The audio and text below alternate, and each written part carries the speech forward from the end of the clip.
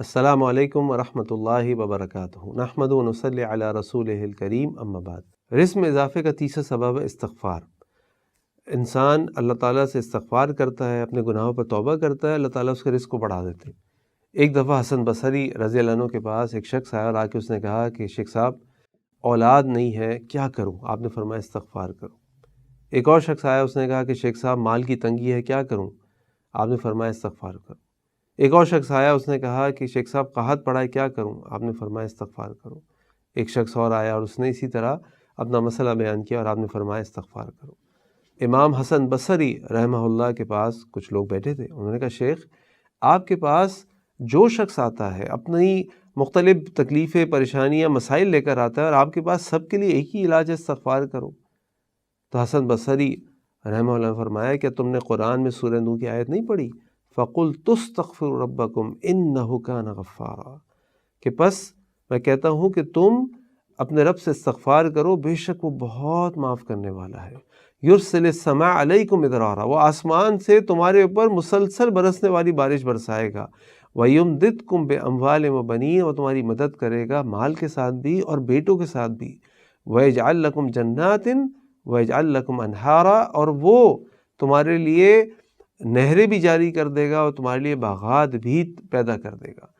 یعنی جب انسان استغفار کرتا ہے تو اس کے سارے مسائل حل ہو جاتے ہیں، اور ان میں سے ایک مسئلہ اس کا مال بھی بڑھ جاتا ہے، جیسے اللہ تعالیٰ نے قرآن کریم میں فرمایا۔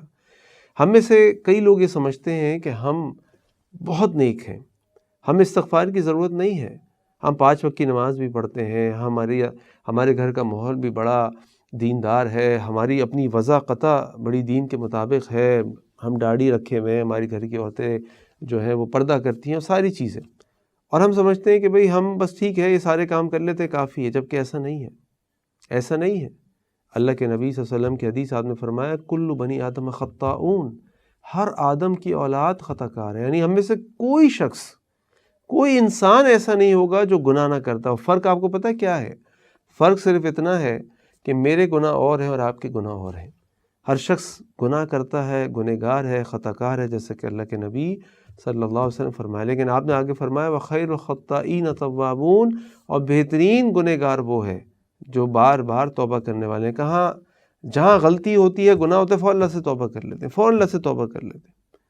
تو لہٰذا ہمیں بار بار اپنے گناہوں کی توبہ کرنی چاہیے۔ اللہ کے نبی صلی اللہ علیہ وسلم کے صحابہ بیان فرماتے ہیں کہ ہم اللہ کے نبی صلی اللہ علیہ وسلم کی مجلس میں بیٹھتے تھے اور اللہ کے نبی صلی اللہ علیہ وسلم استغفار پڑھتے تھے، اور ایک روایت میں آتا ہے 70 مرتبہ، ایک روایت میں آتا ہے کہ ہم نے 100 دفعہ اللہ کے نبی صلی اللہ علیہ وسلم کو ایک ہی مجلس میں استغفار پڑھتے سنا۔ تو آپ سوچئے کہاں اللہ کے نبی صلی اللہ علیہ وسلم معصوم عن الخطا، اور کہاں ہم گنہگار انسان، جس کے بارے میں اللہ کے نبی نے فرمایا کہ ہر انسان خطا کار ہے۔ تو اگر اللہ کے نبی صلی اللہ علیہ وسلم 100 مرتبہ استغفار کر رہے ہیں تو ہمیں کتنی دفعہ استغفار کرنی چاہیے؟ تو لہٰذا یہ استغفار رزق کو بڑھانے کا سبب ہے، رزق کو بڑھانے کا سبب ہے۔ کئی لوگ سوال کرتے ہیں کہ یہ بتائیے مومن اور منافق میں کیا فرق ہے؟ اگر آپ مومن اور منافق کا فرق جاننا چاہتے ہیں تو صحیح بخاری میں روایت آتی ہے حضرت عبداللہ ابن مسعود رضی اللہ عنہ کی، وہ بیان کرتے ہیں کہ ان المؤمن یری ذنوبہ، ایک مومن شخص اپنے گناہوں کو ایسے دیکھتا ہے کأنہ قائد تحت جبال، جیسے وہ ایک پہاڑ کے نیچے کھڑا ہوا ہے، یخاف ان یقع علیہ، اور یہ پہاڑ ابھی اس کے اوپر گر پڑے گا، پریشان ہوتا ہے کہ جیسے اس نے کوئی گناہ کیا، اس کی زندگی ایسی گزر رہی ہے، وہ فکر پریشانی میں ہوتا ہے کہ میں اللہ کے پاس کیسے پہنچوں گا، خوف میں ہوتا ہے۔ وَإِنَّ الْمُنَافِقَ وَالْفَاجِرَ، اور ایک منافق اور ایک فاجر شخص یرا ذنوبہ، اپنے گناہوں کو ایسے دیکھتا ہے کذباب، ایک مکھی کی طرح، مر علی آنفہ، جو اس کی ناک کے ارد گرد گھوم رہی ہے، کبھی یہاں بیٹھتی ہے کبھی یہاں بیٹھتی ہے۔ تو یہ فرق ہے مومن کا اور منافق کا۔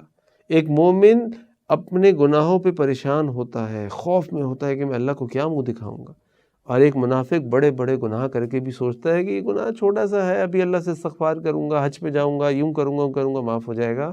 یہ فرق ہے مومن کا اور منافق کا۔